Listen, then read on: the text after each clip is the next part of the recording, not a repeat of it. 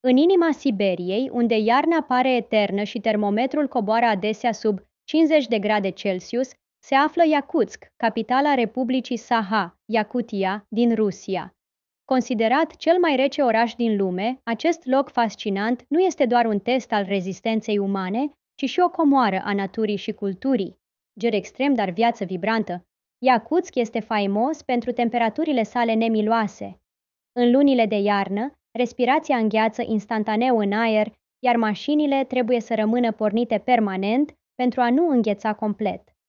Cu toate acestea, cei peste 300.000 de locuitori ai orașului și-au adaptat stilul de viață pentru a face față acestui climat extrem. Căsuțele din lemn tradiționale sunt construite pe piloni pentru a evita topirea permafrostului, iar piețele în aer liber vând pește și carne congelată natural, fără a fi nevoie de frigidere.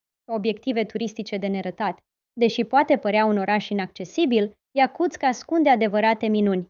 Muzeul Permafrostului, o incursiune unică în subteran, unde poți vedea straturi înghețate de pământ vechi de mii de ani.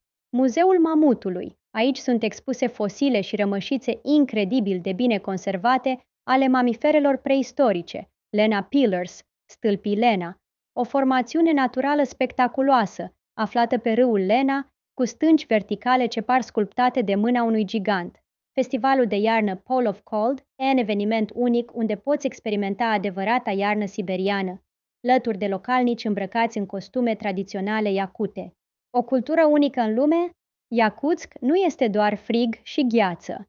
Orașul este centrul unei culturi vibrante, influențată de tradițiile poporului iacut, care au rădăcini turcice și șamanice.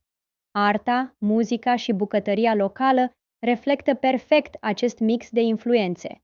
Dacă ajungi aici, nu rata stroganina, un preparat local format din pește crud congelat și tăiat în felii subțiri, servit cu sare și condimente.